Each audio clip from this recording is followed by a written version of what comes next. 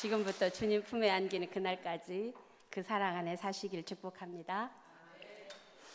사랑하는 성도 여러분, 오늘 우리에게 주신 하나님의 이 말씀은 사실 우리의 믿음으로 감당하기 매우 힘든 내용입니다.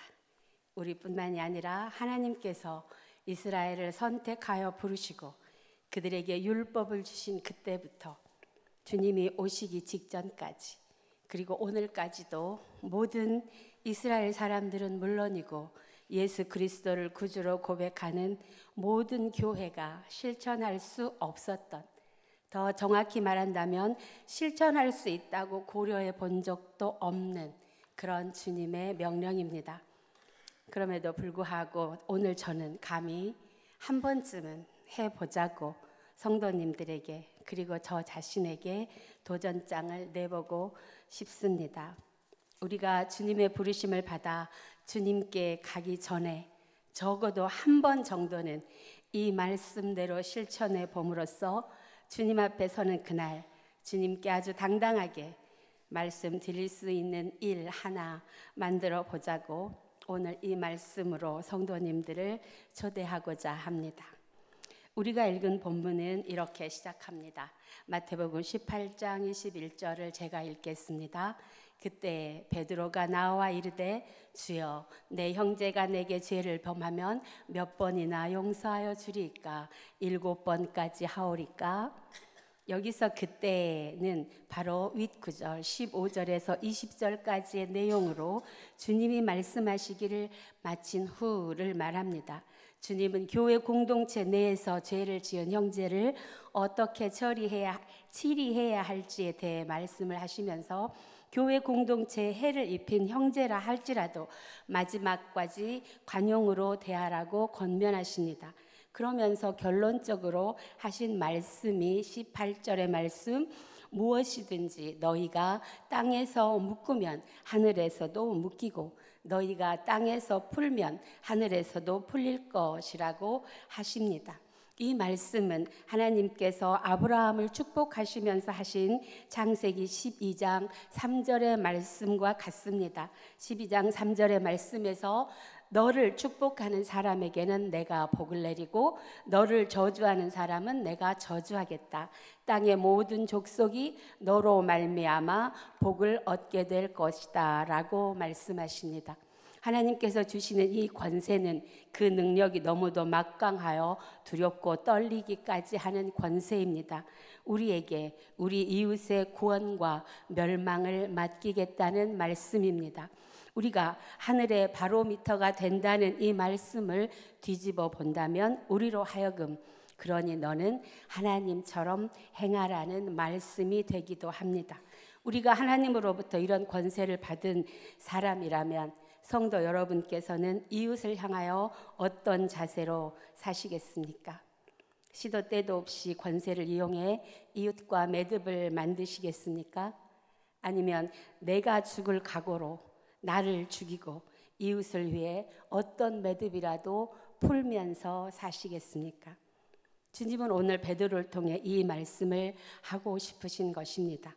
이 말씀이 끝나자 베드로가 바로 주님에게 자신의 의를 드러낼 요량으로 질문 아닌 질문을 합니다. 주님, 내 형제가 내게 죄를 지으면 한 7번 정도 용서하면 주님이 지금까지 말씀하신 그 뜻에 부합하는 것이 되겠지요? 이런 내용입니다. 당시 유대 율법에는 형제가 죄를 지으면 3번까지는 용서해 주라고 되어 있었습니다. 그러니 베드로가 주님에게 7번 용서하겠다고 하는 건 주님의 제자로서 후하게 인심을 쓴 것입니다. 우리나라에도 삼시세판이라는 말이 있습니다. 내가 3번은 너를 용서할게, 4번은 안 돼. 그게 우리가 늘 사용하는 말입니다. 그런데 베드로는 통 크게 7번까지는 제가 한번 용서해 보겠습니다. 의기양양한 베드로를 향하여 주님은 이렇게 말씀하십니다. 베드로야, 7번이 아니고 7번을 70번까지라도 해라. 70번을 7번까지라도 라는 말은 무제한적으로 하라, 끝을 두지 마라는 주님의 말씀입니다. 이 말씀이 떨어지자마자 주님은 한 비유를 들어 설명을 하시는데 바로 이렇게 시작합니다. 베드로야, 77번에 70번까지라도 해. 그리고 나서 바로 그러므로 천국은 그 종들과 결산하려 하던 어떤 임금과 같으니. 주님은 용서의 횟수를 묻는 베드로에게, 다시 말하면 이웃을 향해 어디까지 나의 관용을 베풀 것인가를 셈하고 있는 베드로에게 천국에 대하여 말씀하심으로 베드로의 질문에 대답하고 계십니다. 그러므로 천국은 결산하는 임금과 같다. 왕은 결산하는 행위가 바로 천국을 드러낸다고 주님은 말씀하시면서, 놀랍게도 주님은 이 비유에서 빚진 자에 대한 완전한 탕감이 형제 자매가 우리에게 저지른 잘못을 용서해 주는 것과 같다고 말씀하고 계십니다. 1만 달란트 빚진 자가 왕 앞에 끌려왔습니다. 그날은 왕이 셈하는 날입니다. 왕은 빚을 갚아라. 네가 빚에 갚을 능력이 없으면 너 자신과 네 아내와 네 자식과 너에게 있는 모든 소유를 다 팔아서 빚을 갚으라고 으름장을 놓았습니다. 빚이란 원래 그런 것이지요. 빚은 갚지 않고는 끝나지 않는 일입니다. 대한민국은 전 세계에서 자살 사망률이 1위인 나라입니다. 한국생명존중희망재단의 보고에 의하면 이렇게 자살한 사람의 61.7%가 부채를 안고 있었다고 합니다. 빚이란 그런 것입니다. 지금 우리나라에서는 많은 젊은이들이 빚에 시달리다 스스로 생을 마감하는 일이 늘어나고 있습니다. 이는 단순히 청년 개인의 윤리적이고 도덕적인 문제나 그들의 씀씀이가 해퍼서 감당할 수 없을 정도의 빚을 지는 경우는 매우 극소수에 불과합니다. 대다수의 가난한 청년들은 소위 말하는 가난의 대물림으로 인한 빈곤 때문에 빚은 저들을 아무리 성실히 일하고 열심히 근로해도 자신의 터를 만들어낼 수 없게 말합니다. 그야말로 깨진 항아리에 물을 붓는 인생으로 전락하고 말게 합니다. 그러니 빚은 단순한 채무의 문제가 아닌 사회적 불의의 문제임과 동시에 한 사람의 인간 존엄의 문제입니다. 왕이 요구하는 것, 너 자신과 네 아내와 네 자식을 팔아서라도 이 빚을 청산하라는 이 요구는 빚이라고 하는 것이 가지고 있는 죄성을 고발하고 있습니다. 문제는 이 사람이 이 빚을 갚을 수 있는 능력이 없다는 것입니다. 성경에서 이 사람은 1만 달란트를 빚졌다고 했습니다. 1만 달란트를 지금의 화폐로 계산하면 대충 계산해도 6조 원이 넘는 돈입니다. 하루 일당을 10만으로 계산했을 때의 금액입니다. 성도 여러분, 6조 원이 얼마나 되는 돈인지 상상이 되십니까? 6조 원이라고 하는 것은 사실은 우리에게는 돈이 아닙니다. 우리는 그런 돈을 본 적도 없고 만져본 적도 없습니다. 이 말은 다시 말하면 아무리 용을 써도 갚을 수 없는 해결 불가능한 상태라는 것을 말하고 있는 것입니다. 그래서 이 1만 달란트 빚진 자가 할 수 있는 일은 하나도 없습니다. 단 한 가지가 있다면 왕의 자비를 구하는 것뿐입니다. 그가 노력해서 갚을 수 있는 빚이 아닙니다. 이것을 안 왕은 그에게 자비를 베풀어서 그의 빚을 탕감하여 주었다고 합니다. 탕감한다고 하는 것은 없던 일로 한다는 것입니다. 빚 자체가 완전히 없어져 버린 겁니다. 그 사람은 비로소 빚에서 자유로운 사람이 되었습니다. 빚진 자가 더 이상 자신의 빚을 감당할 수 없을 지경까지 이르렀을 때 그를 자유하게 할 수 있는 유일한 길은 채권자가 그의 빚을 탕감해 주는 것 밖에 없다고 하는 것을 주님은 말씀하고 있습니다. 그렇게 빚에서 탕감을 받아 자유해진 그 사람이 1만 달란트를 탕감받은 사람이 길에서 자기에게 빚진 채무자를 만났습니다. 그 채무자가 그 사람에게 진 빚이 성경에 보니 100데나리온이다 그럽니다. 100데나리온을 지금의 돈으로 환산하면 아무리 넉넉하게 환산해도 1000만 원 정도라고 합니다. 6조와 1000만 원 비교가 되지 않죠. 그를 만난 왕으로부터 탕감받은 이 사람은 그 돈 1000만 원을 갚으라고 재촉합니다. 그 사람이 갚겠으니 조금만 참아달라고 하지만 그 사람은 그를 참아주지 않고 감옥에 가두어 버렸습니다. 그를 감옥에 가두었다는 건 무슨 말인가? 그가 속한 가족의 삶이 완전히 무너질 뿐만 아니라 그가 빚을 갚을 기회도 없어졌다는 말입니다. 감옥에 가두었다는 말은 그 빚진 자를 죽음으로 밀어넣었다는 말과 같습니다. 그러자 이 모든 과정을 지켜본 이웃들이 이 사람이 행하는 이 불의에 참을 수가 없어서 왕에게 이 사람을 고발합니다. 왕은 크게 분노합니다. 왕이 분노한 그 사람이 저지른 죄의 명은 무엇인가? 배은망덕죄입니다. 은혜를 입은 자로서 마땅히 다른 사람에게도 은혜를 베푸는 것이 왕의 룰입니다. 그 룰을 따르지 않는 자는 영원히 구원받지 못합니다. 결국 그는 감옥에 갇힙니다. 언제까지? 빚을 다 갚을 때까지. 그러나 불행한 것은 그는 몇 번을 다시 태어나도 그 빚을 스스로 갚을 길이 없다는 것입니다. 오늘 주님은 본문을 통하여 분명하게 말씀하십니다. 빚은 죄다. 하나님은 구약의 율법을 통해 빚진 자의 생존에 대해 당신이 얼마나 깊은 애정과 연민을 가지고 계시는지를 드러내고 계십니다. 그리고 마땅하게도 예수님께서도 한 사람을 이 땅에서 빚진 자로 살게 내버려 둠으로써 그의 삶의 질을 인간 이하로 내모는 것과 그런 세상에 대해 어떤 조치도 어떤 연민과 긍휼도 베풀지 않는 교회 공동체는 하나님 앞에 죄를 짓고 있다고 말씀하고 계십니다. 빚진 자의 빚의 탕감에 대한 비유의 결론은 무엇인가?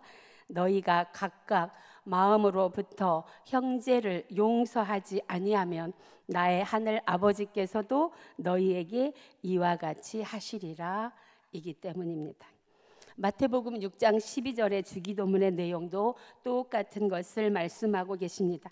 모두가 알고 계시듯이 주기도문은 주님이 당신의 제자들을 향하여 이렇게 기도하라고 가르쳐 주신 기도문입니다.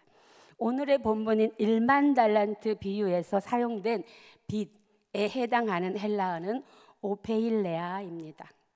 이 오페일레아는 위에서 보셨듯이 빚으로도 쓰이고 죄로도 쓰이는 단어입니다. 우리가 우리에게 죄 지은 자를 사하여 준 것 같이 해서 죄 지은 자에 대한 해당하는 헬라어는 오페일레테스입니다. 그런데 18장 21절의 말씀에서 천국은 그 종들과 결산하려 하던 어떤 임금과 같으니 결산할 때 10,000달란트 빚진 자 하나를 데려오매에서 빚진 자의 헬라어도 오페일레테스입니다. 그리고 악한 종아 내가 빌기에 내가 내 빚을 전부 탕감하여 주었거늘에서 탕감하여 주다는 헬라어는 아피에미인데 너희가 각각 마음으로부터 형제를 용서하지 아니하면 나의 하늘 아버지께서도 너희에게 이와 같이 하시리라의 용서하다에 해당하는 단어도 똑같이 아피에미입니다. 곧 빚의 탕감은 바로 죄의 용서라고 하는 것입니다. 그런데 누가는 여기에 한 가지를 더 붙입니다.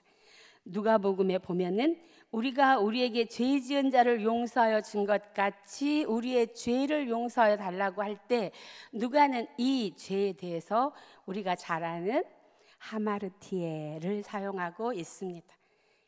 죄가 빚이라는 것을 더욱 분명히 드러내고 있습니다.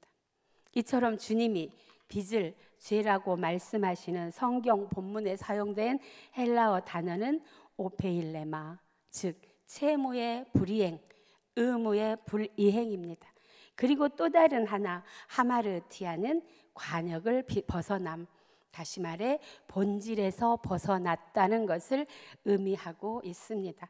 오페일레마로서의 빚인 죄는 예수 그리스도를 주로 고백하는 교회 공동체에게 요구하시는 의무, 즉 이웃사랑과 정의 실현을 이행하지 않고 있는 상태, 채무 불이행의 상태를 말하고 있습니다.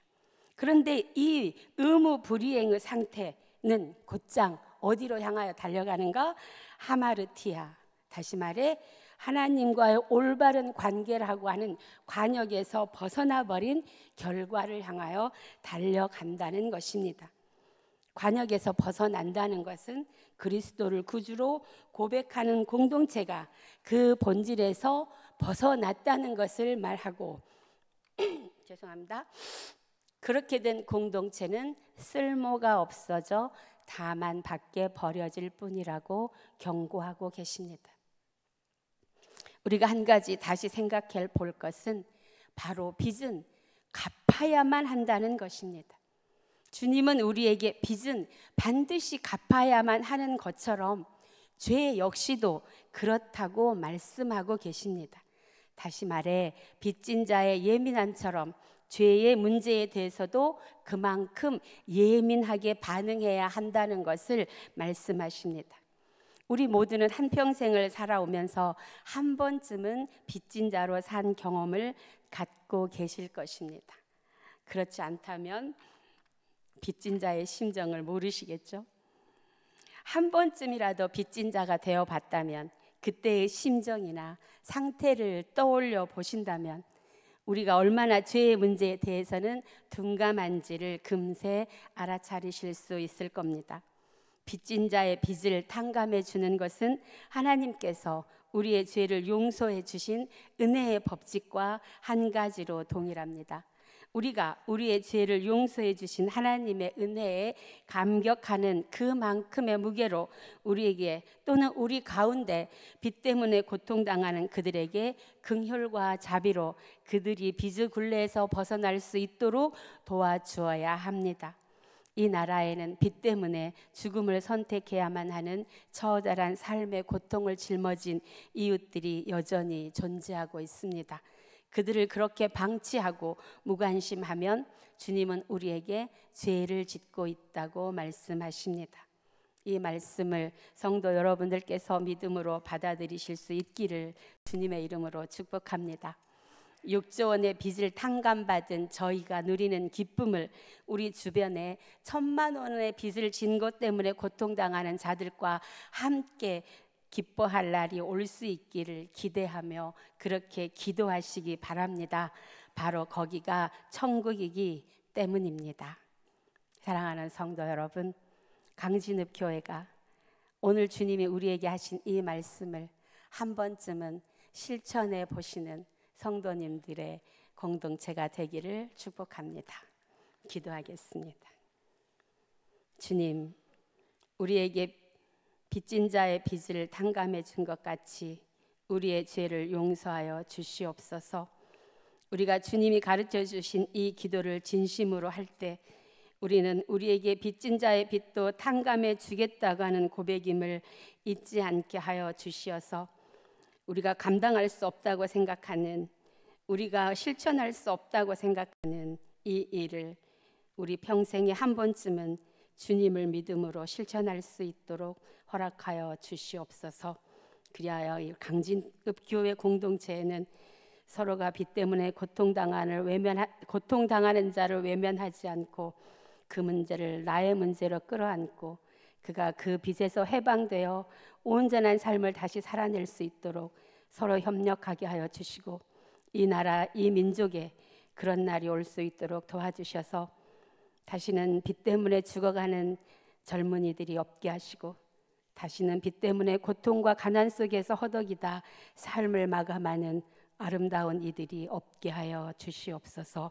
이 일을 위하여 교회가 앞장서서 나서서 국가의 정책에, 그리고 우리가 함께하는 시민운동에, 그리고 나의 삶에 힘을 보탤 수 있도록 축복하여 주시옵소서.